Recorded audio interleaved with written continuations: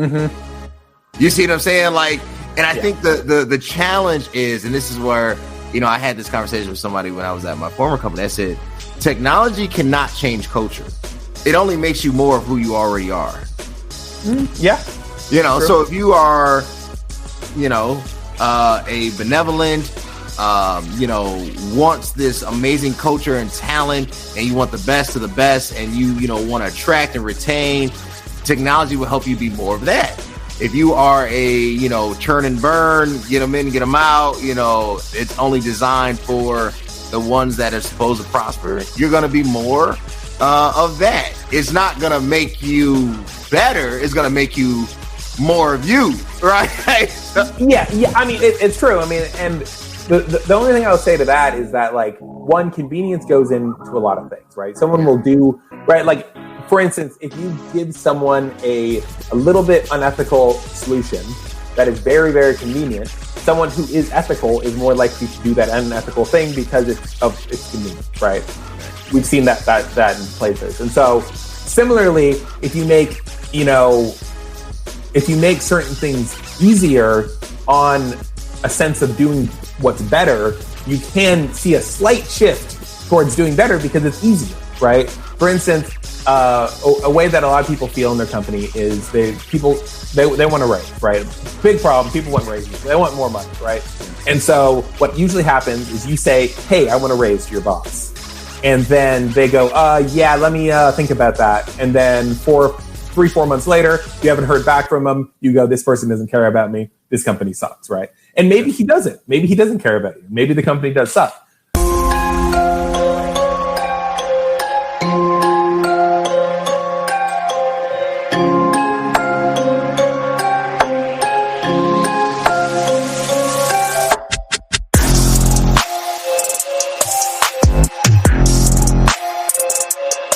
Awesome. Welcome back.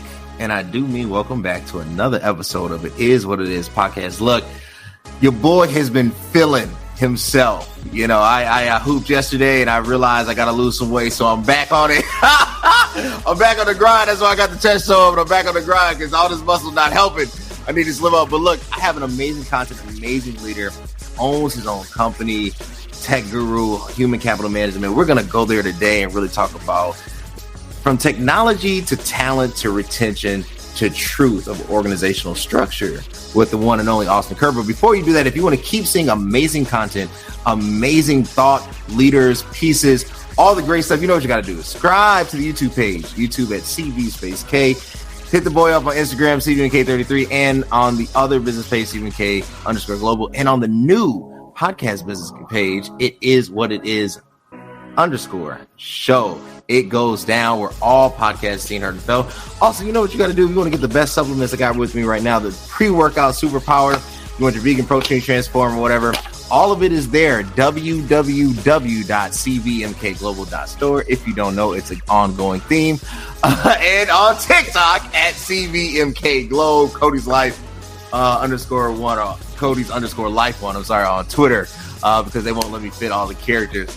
So with that being said, Austin, how are you doing today? Doing good, man. Doing good. Cool. Look, well, before we get into it, I always want to start off, simple. Tell the audience about yourself.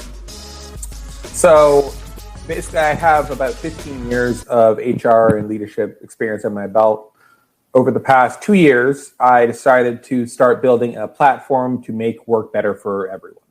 So I took all that leadership and experience and I forayed into the tech world and I, built a software that has a lot of automations that make it easy to do your job and to interact with others. I've spent a lot of time researching and I love researching and understanding exactly how people work and tick and especially how people working, right? So there's so many interesting things about the way that we interact with work and I think that stuff's important. And so I'm one of the people who care about that. Perfect. Look, I look forward to getting into it and just the interactive software and just all the coolness of it, the nuance. I mean, because we're living in a very interesting time and hiring is more of an art than it is a science, but science affects it, right? But before we get into it, a word from our sponsors. There's a hero in all of us, waiting to be unleashed. All it takes is just that one last push. Activate the hero within with CVMK Global Supplements. All natural, steroid-free, designed to enhance performance, build muscle, and increase energy. You are unstoppable. You can do this.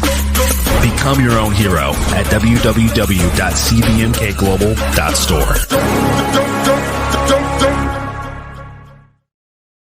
And we're back. Look, Austin, I used to work for Career Builder. Shout out to them. Learned a lot, right? Competed against, HR companies, software platforms like LinkedIn, Indeed, Dice, Monster, ZipRecruiter. You can pretty much name it. I can tell you the ins and outs, the good, the bad, and the in between with all of them. Then went to another HR company. So I've seen this thing kind of come full circle, if that makes sense. What makes your technology so unique and different? Austin, you're muted. So sorry. So generally what I find is that the world of HR, the world of tech and HR is very segmented. People are solving little problems, which is great, right? But when you look at something like a CRM, for instance, right? A good CRM, like a HubSpot, does a lot of things, right? So, there's little software to manage your social media, there's little software to send emails, there's little software to keep your contacts. And then HubSpot comes along and it's a CRM and it handles sales as a larger subject, right? So that same sort of thing is where human management comes in the HR field, because there's not really any softwares out there that are trying to handle managing people as a whole. There's things that help with recruitment. There's things that help with keeping track of your HR records. There's things that help with training employees. There's things that help with keeping track of production, but they're all separate. And so it's up to employees or employers to piece these things together and make them all kind of jive. And when you add a new employee to your company, you have to create an account in all these different places. And then all these tools, they don't necessarily think with each other. And so human management has all these functions in one, and it's done thoughtfully so that it really is a place where you can go if your office is in some sort of confusion, if you're growing and you have some of those growing pains, you can use my software. It'll guide you through, make it easy to have your office organized, to keep training automated, to keep track of production, and give that central area for employees. So I it makes a lot of sense. When I think about it, and I'm trying to figure out how it stacks up against like an ADP, right? Or there's some others, and you mentioned it. You talked about there are layers. Most human capital management software only does one specific thing. Either it's going to focus on attracting talent, or it's going to focus on once the talent gets there, then the process, which is pretty much, PTO and insurance. And then there is the added layer, if there is, of training, keeping up with things of that nature. Some would argue that the problem with HR is not just the technology. It's not the lack of development in the technical space, as it is an understanding that HR truly has no power. HR is almost seen as a bad thing. Like you only see them upon entry and exit, right? Like you never really interact with HR, and HR is designed to protect the brand of the company. So how do you, because technology is great. It's fascinating. But human complexity is a real thing. How does your technology kind of, intersect with that reality? So, it's such an interesting thing because obviously software has its role, but software is really just a tool. It's the same thing as a spreadsheet. Spreadsheets are software, or like a binder, right? All these things, they're just tools. And so one of the things that I tried to do with my software is I tried to look at, and I did a lot of research into the different ways that people interact with work and they deal with this, and the way that the problems that people have on the day-to-day and what they're currently trying to do to solve it. And so I tried to make my software work like in concert with the way that people are working, right? a lot of the business advice that you get out there that says, hey, you need to create policies, you need to train your employees, you need to, have things documented. And then that world, when people then want to go and do those things, there's nothing that really helps them. They're just still, either doing it on paper or doing it on a Word doc, but the organization of it, not the writing, but the organization of it is not really handled for anyone, right? And the software that's out there doesn't really deal with change very well. So we know in HR, you're constantly shifting things, right? You're changing policies, you're changing hats, you're changing roles, employees change. And so everything it's so rigid. So what I try to do is, instead of trying to, make the software be the HR or whatever, I try to use the processes that people are inventing and trying to manage themselves and give a nice standard place for that, so that the people themselves can then do the work, but then it'll feel natural and easier without having to, put so much time into customization and optimization and blah, blah, blah, I got it. So really this is more of it creates an ecosystem of human capital management. It creates an ecosystem, and it's a very needed tool, because the creation of an ecosystem is very costly. When you're trying to add all these different layers to it, there's an associated cost with that. So needed. Here's my not pushback, but here's my question, right? Yeah. Some would say, awesome, man, that's great. Man, we have we have this technology that can assist and enable and be a partner, really a partner for the employee and a partner for the employer, and bridge the gap, right? We can have a way to create consistency in messaging and reference on training updates and making sure that things are aligned and that there's resources that one can fall back upon. But the reality is people are miserable. How do you attract? We talk about the Great Resignation. We talked about everything that happened. How do you even get them to apply? When somebody is looking at a job and says, do I really want to work here? What is really going on with just kind of the evolution of the workforce? So, retention and attracting talent are really two sides of the same coin, right? So when someone's deciding a place to work, right? If we take a step back, we go, okay, I'm a person, I want to work, or I feel the need to work. I need money, right? Right. So what goes into kind of the motivations that help people make that all important decision, right? A lot of people, they make this decision almost a little bit flippantly. They go, any place that'll have me, I'll go and work there and I'll give them my hours. But then you look, 4 years down the line, and what do they do for the past 4 years? They took that first or that whatever opportunity they, whether they liked it or not, they did that. And so some people, and, with the Great Resignation, what I think really spurred that is that a lot of people had made that decision for the place to work, just kind of like, all right, I just need a place to work. So then they started there and they started working there. And then when COVID happened and when, there was a shortage of workers and all these sorts of things, then they realized, I have the option here. I can choose a place to work. And so I'm not going to work at this miserable place that I've been miserable at for the past 4 years, right? And so when you're wanting to attract a talent, right, where did those people go? A lot of people went and they wanted to try their own business. Now, statistically, we're going to see a bounce back because at least 50% of the people who went to start their own business are going to fail. And they're going to come back to the workforce, and we're going to see that come in, right? But in the meantime, when we're talking about where people decide to work, all right, I'm unhappy where I am and I'm going to go somewhere else. The referrals from their friends of where they like to work is a really big asset, right? Where people hear is a great place to work. That is what really spurs it. And so, that's why a software like Humanagement can be great, because it gives these lines, but you don't necessarily need Humanagement to establish lines. Reasons why people don't like their job, right? There's this thing that I kind of discovered, or I talk to people about, which is the ratio of known to unknown, right? Yeah. So if you're in a job, or let's say you're in a town, right? You live in a small town, and that entire town is known to you. You grew up, you know everyone there, you know all the guys, you know all the girls, you know all the restaurants. It's all known. Yeah. You know exactly how to walk from your house to that place, and you get to the library, whatever, right? And so a lot of people leave those towns because it's boring. too much is known, right? They go, there's no adventure here, right? And so then they want to move out to a big city or to somewhere else where things are unknown. Now, on the other side, sometimes people make that move and they find that they get there and too much is unknown. It's overwhelming.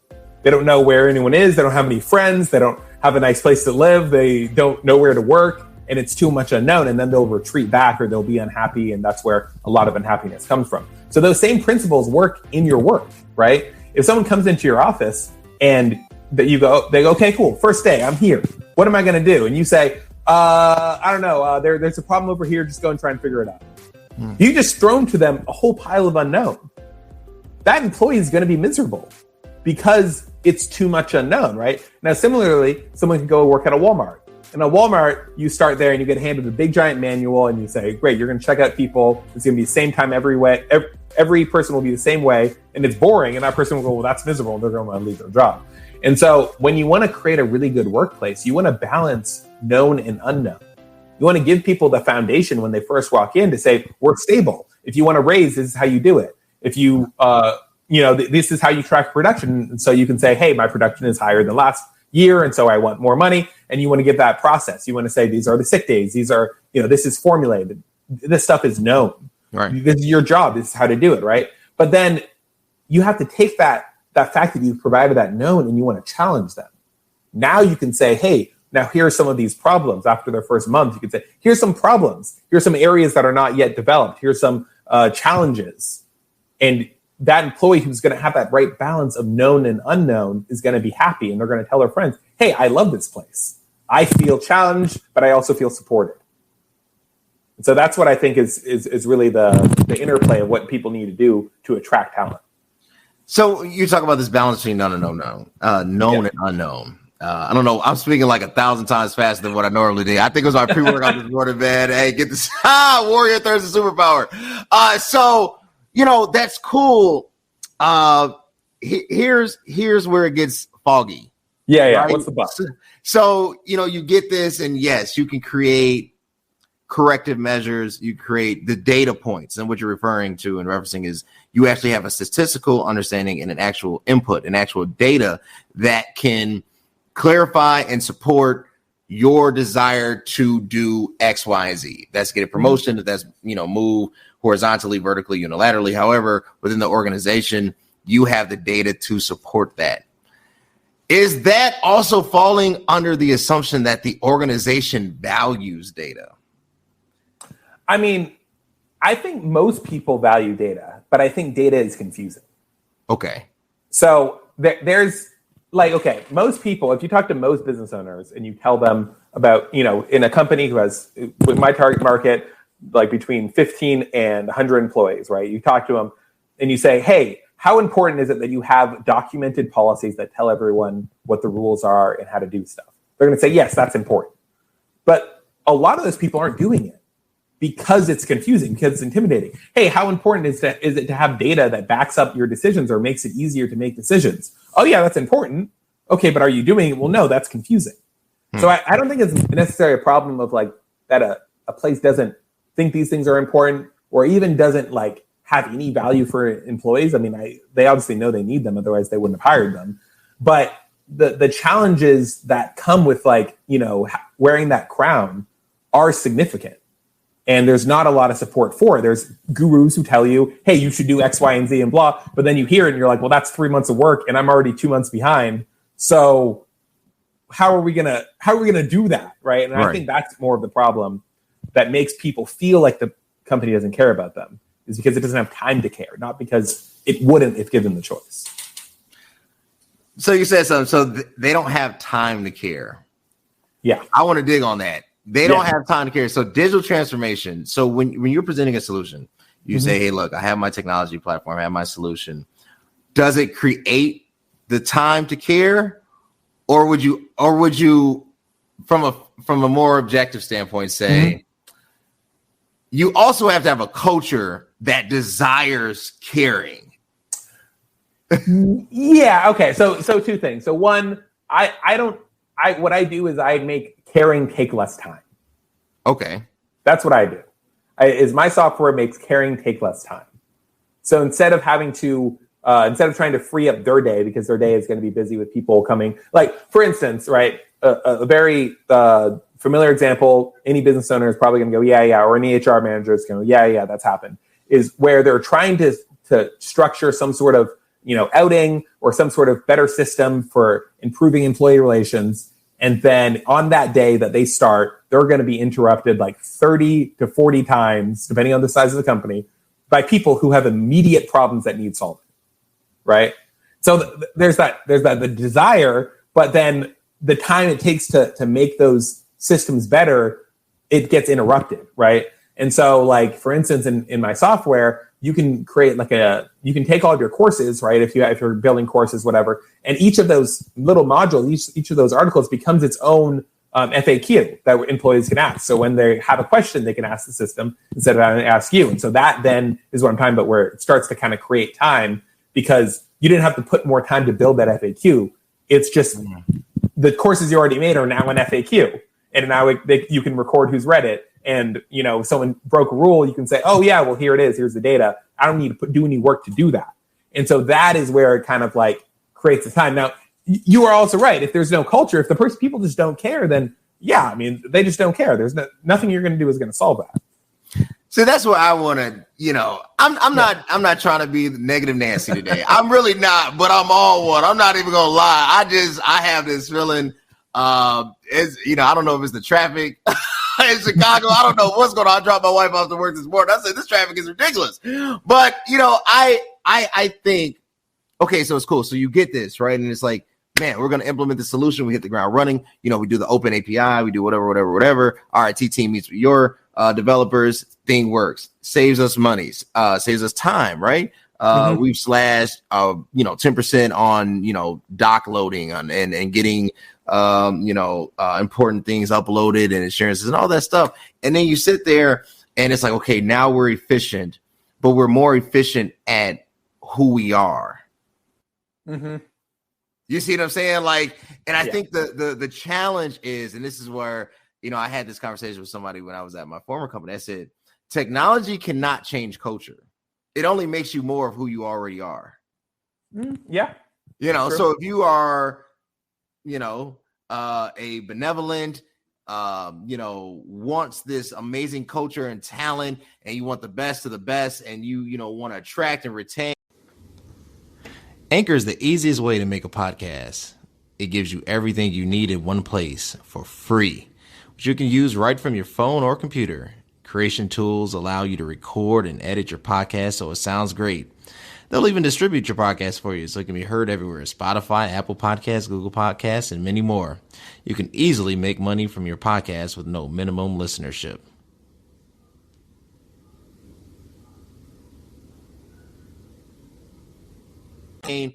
Technology will help you be more of that.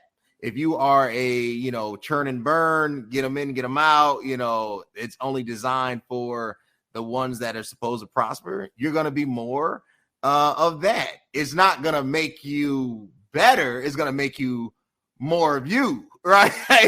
Yeah. It's true. And the only thing I would say to that is that, like, one, convenience goes into a lot of things, right? Someone will do, right? Like, for instance, if you give someone a little bit unethical solution that is very, very convenient, someone who is ethical is more likely to do that unethical thing because it's of its convenience, right? Right. We've seen that in places. And so similarly, if you make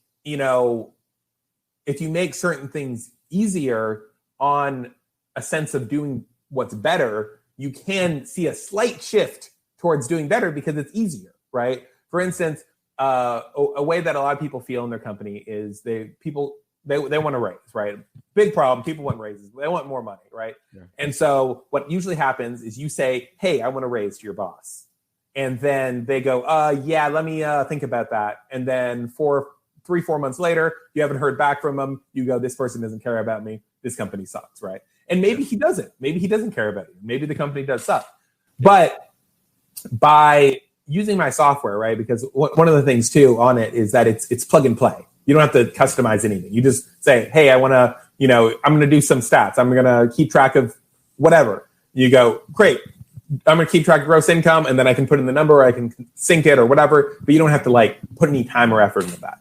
And so when that stuff is then easy, and you go, hey, here's a request that was put in writing into a system that's going to keep track of when that came in. It'll notify the manager, hey, you have this request. And then it also has the data points to make that decision.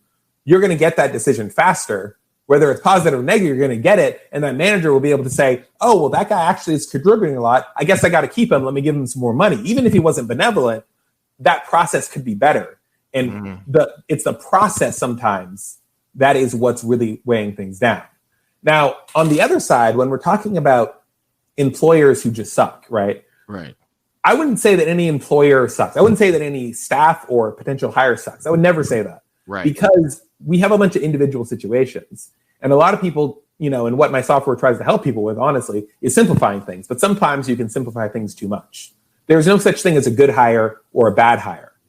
There's a good hire for the position, for the company, or a bad hire for that company and for that position, right? So, for instance, I've seen some people who are sharks, right? I've seen those owners who are sharks. They are in it for the money, and they're in it. They don't care what they have to do to get that money, right? So where that company would err is if they hired a nice, patient, kind, hardworking person, and they brought them into that shark company. That would be a horrible match. You would have a horrible company, you'd have a horrible employee, and both of them would hate each other. Nothing's necessarily wrong with each other. Someone can be a shark. You can be a shark. Who cares, right? If you hire sharks. If you're money motivated, if you're money driven, and you don't care if you work late, as long as you get your money, then hire people like that. And they'll all work late, and you'll get in arguments, and you all make a bunch of money, and you have to pay them a bunch of money, and they'll figure out, negotiating tactics that put you over the barrel, and it'll be great for everyone because you all make a bunch of money, and you'll all be mad at each other, and you'll be happy with it, right? Some people are happy mad. So that company can succeed if they make those right types of moves for who they are. If you look at who you are and go, well, I'm not going to hire that super empathetic HR person at my shark company, right? And similarly, at that, if you're a super benevolent leader manager and you really care about employees, don't hire that salesperson who will do anything for the deal, even if he's going to make money, because he's going to cost you more money over the long run because he's going to put you over a barrel. He's not going to be respectful, and he's going to cause those issues, those ridges. And so it's really important that you design your organization for who you are. And then you find organizations that are like you, and you'll have a better time there. I like that. Let's get into some honesty. We're going to dig on this one. I know we got a few more minutes, but I really want to dig down and talk about the truth of business and the truth of persona hiring. But a word from our sponsors. I literally just tried the best pre-workout on the planet. With Superpower pre-workout, you have increased focus and a power boost every single time you work out. It's not only packed with 225 milligrams of caffeine, but it also has citrulline and creatine. It's insane how much energy and focus I had during my workouts. If you're ready to take your workouts to the next level, then ditch your current pre-workout and get the Superpower pre-workout to be your own hero. Yo, get the Superpower pre-workout. Warrior Thirst is all there. www.cvnkglobal.store. Anyway, so back to where we were going. No, for real, but get it. Back to where we were headed towards. Honesty. Truth. Honesty. Yeah. I feel like,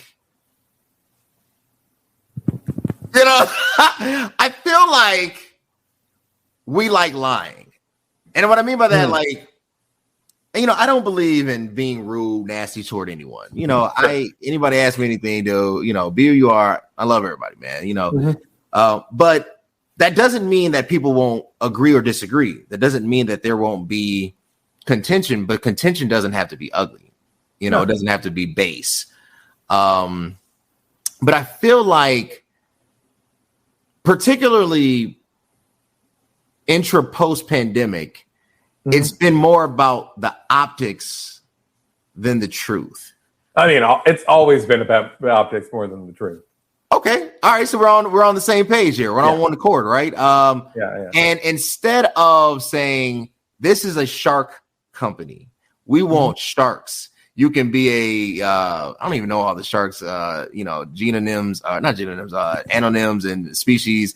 I want to say knows, you know, I don't know the Shark Kingdom. I'm sorry, guys. I did not watch Shark Planet on the Discovery Channel. So I was going to say like a bottlenose, but I was like, is that a dolphin? You know, so whatever type of shark you are, you have to be a shark, right? A great white shark. You have to be a Jaws shark, you know, or one of those sharks you see, you know, at SeaWorld that are kind of, you know, domesticated. Domesticated is not a word. Domesticated. So, but we want sharks. We don't want guppies. We don't want goldfish. We don't want turtles. We might not even want a whale. And a whale can mess a shark up because a whale is that strong, right? Yeah. Whales beat up sharks, but we want sharks.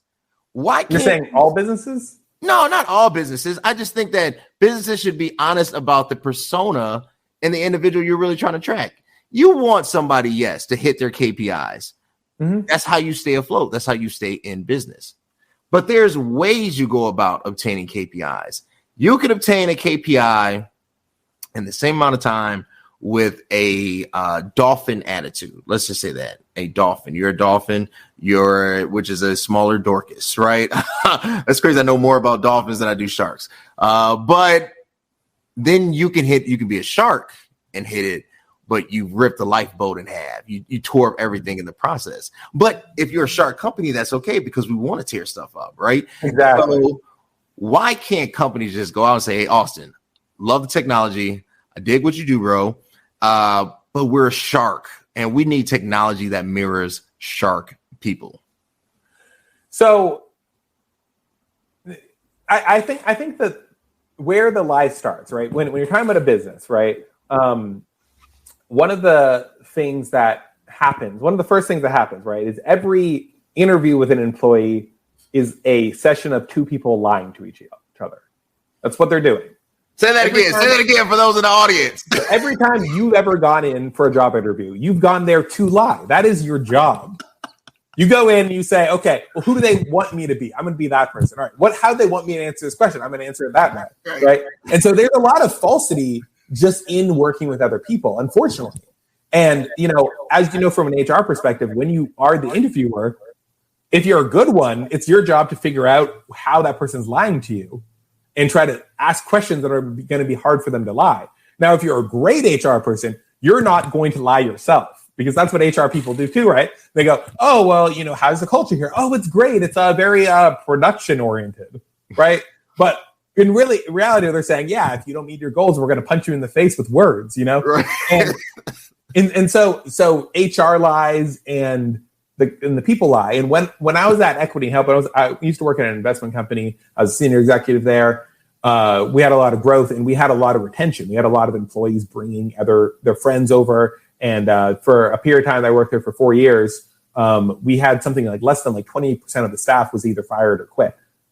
Everyone who hired stayed there and they brought more people.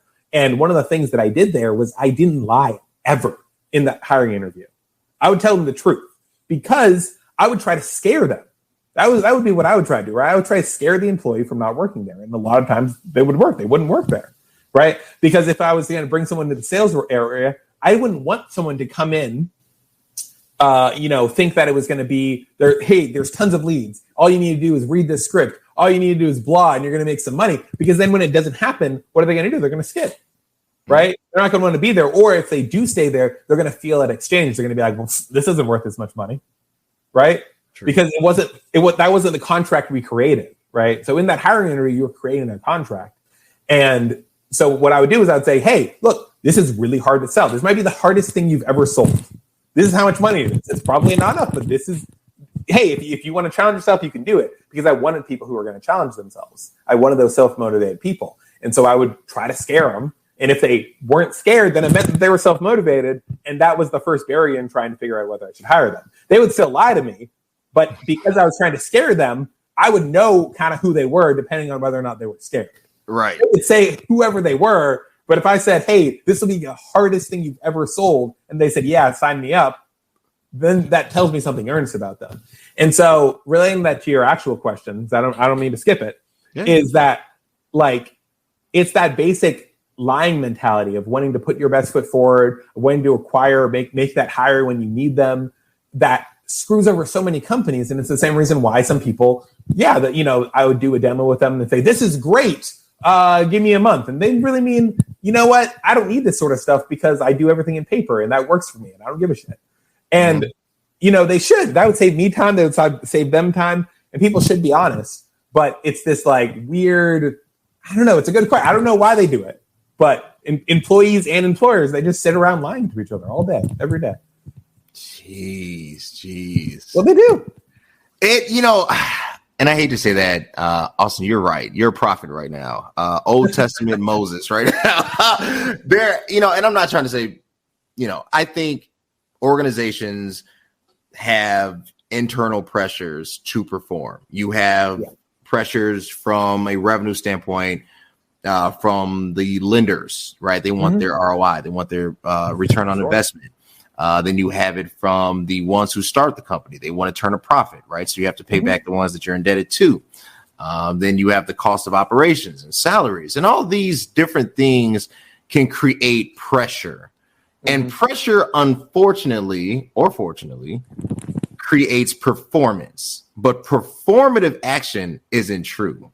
And I think that's where the lie comes in, because it's like, I have to sell you on me, but I have to sell you on the way you want me to be, not the way that necessarily I am, right? So, like, if I got to be horrible, it is horrible. Look, I worked in sales pretty much my whole professional career. Yeah, I can tell. I start all my meetings, and I'm giving away my trade secrets, in a very monotone, bass, flat type of presentation. Because I'm trying to understand if the person I'm speaking to respects it, if they're a dynamic personality, or have they already made their mind up about me in a negative way that is a reflection of the company, or I should say in conjunction with the company, not a reflection, but in conjunction with the company. So I'll come in, hey, how are you? Happy Thursday, like this, because how they respond is how I take off. If that person is, man, hey, look, traffic is wild, blah, blah, blah, catch the Bears game, I know, okay, this person has a pulse and we can actually engage. And now it's about, they really want to open up. If somebody's guarded or they're uncomfortable, and you can even see on the screen, like, oh, this person is uncomfortable, it's just not worth trying to persuade what's already given. Like, I just know it, right? So it is a terrible tango. And you do, and I won't say lie, but you end up dancing to the music. Sure. That's what we're going to say. Dance to the music. Well, okay. So this is the one rebuttal I'll say about it. Okay. And I really think that it's a lesson that people are missing, but they shouldn't be missing with the Great Resignation, is that the dance doesn't work on an employer basis. That's true. In sales, it does, depending on the product, because you're going to see that client, hey, bye, I'll see you later, right? Or, they're already trapped into your system, and so it doesn't necessarily matter. There's someone else who's going to handle that relationship. So those things don't always matter, right, in sales. But in the employee-employer relationship, it doesn't work, because you're going to live with that person and see them 5 days a week for the next, at this point, 3 years, but it used to be 10 years. And why did it change? It changed because of the dance. That dance is what changed it. Because if I'm a good HR person and I'm looking for someone in a role and I'm trying to find someone who is, let's say, extremely passionate and empathetic, right? And I'm putting them in a customer service position, and some guy comes up who is not extremely passionate and empathetic. He reads that I'm looking for someone passionate and empathetic. He then becomes that. I hire him on the job. We have a great first 2 months, and maybe I think, hey, great, I found someone, right? Because as much as we like to think that, there's the boss and there's the employee and there's these big differences, we're just looking for connections. Otherwise, we'd all be sitting there in a dark room and not caring, right? But that's horrible. So we're all looking for connections. We're all looking for friendship, for kinship. Your HR person is looking for people that are going to add value. You're looking for a place that you're not going to hate, right? We're looking for something. And so when you dance, right? When you dance, what you're doing is you're setting that system up for failure, because they looked for something because they knew that, or they thought that they needed it, and you aren't that, and you convinced them that you are. And so when they are expecting you to make those decisions as an empathetic person or to handle those things, you're not going to. and it's going to make your job suck and you're going to hate it. And that employer is going to lose money or frustration. And so that's why people are quitting their jobs. Yeah. And that's why people are working on their own. It's because this relationship between us has fallen because of this dance. And so when you're honest and you say, this is who I am, and then you let the person either hire you or not hire you. When you say, this is our company, this is what we are, you can either work here or not work for you, you're going to create better bonds. And you're going to maybe not get that one job, but you will get a job that needs you because somebody needs you. Somebody needs you. And so if you're honest, you can find those people and then you can have a great life. And if you're not, you won't. That's it. I got one more question. And this is my last one, and I know we got to wrap it up. This is how, and I'll speak on myself. I talk about others by talking about myself. Mm-hmm. I've always placed the client first, always will be. I will bend over backwards for any prospect, any client, because I feel like you are only as valuable as your word. My integrity means more to me than any quota could ever. Yeah. So I always try to service them, even at the disadvantage of myself.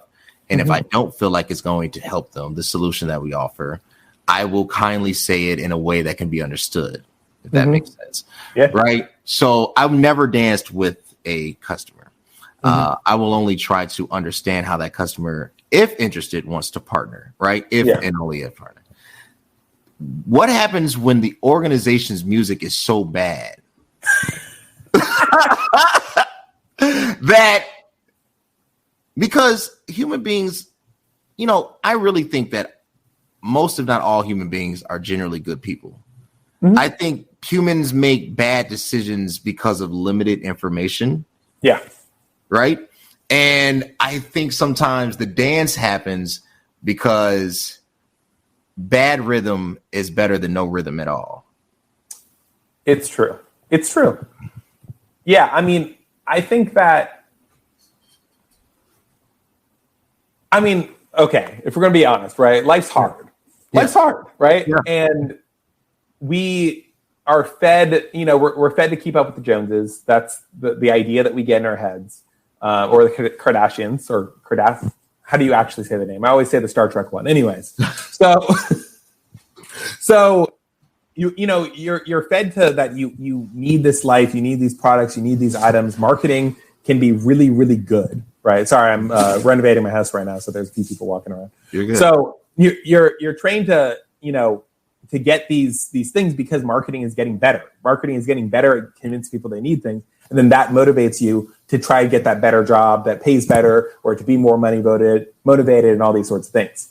Sure. But in reality, things will never make you happy, right? It never will. Not to say that happiness and money don't have any relation, but there's a lot of miserable people who have a lot of money. There's a lot of them.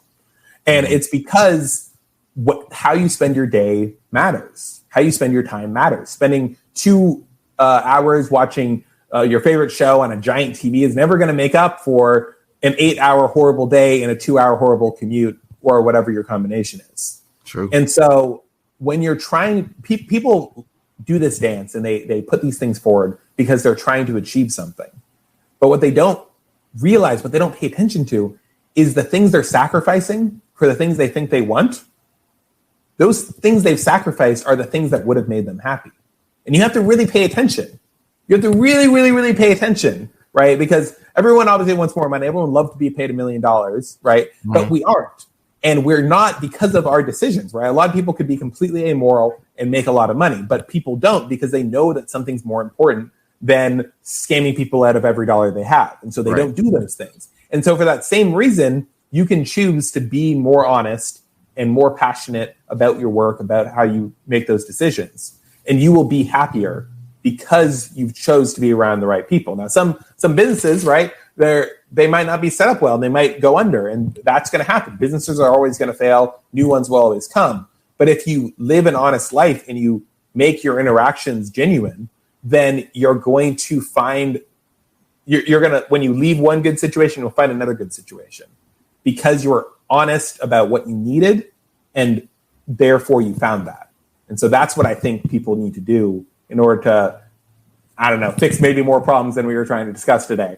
But I think if you're honest about what you're looking for, you look at, great, I need people like this. I need a job that's like this. I need a thing like this. And I'm not going to give up until I get that thing. And if I have to sacrifice Starbucks, if I have to sacrifice living in a smaller apartment, if I have to move to a smaller town, I'm going to do that because a third of my life is too much to give to stay where I am. I like it. And with that being said, Austin, if they wanted to connect with you, you know, they say, look, hey, I'm tired of doing the dance. This music sucks. I need digital transformation within my organization. How can they acquire your software? How can they reach out to you and connect with you? So humanagement.io, that's the software, humanagement, humanagement.io. You just go there. You can have a free forever account. If you are just have your new side hustle, you want to keep track of some KPIs, maybe start logging some stuff, that's free forever. The software is $5 per employee per month. When you have the whole version, it makes a lot of things a lot easier. Much easier for me to do a demo than try to explain it here. But trust me, I can make your life better. So you can check it out there. Austin M. Kerr is my Twitter handle, my Instagram handle. Feel free to check me out there. Ask me some questions. Obviously, I love talking, especially about this stuff. And yeah, that's it. Y'all connect with them. Go to the website. Don't just use the free forever. That's cool, but at $5 a month, you can if you can afford Netflix, you can afford $5 an employee. Yo, connect with Austin. Hit him up on the ground.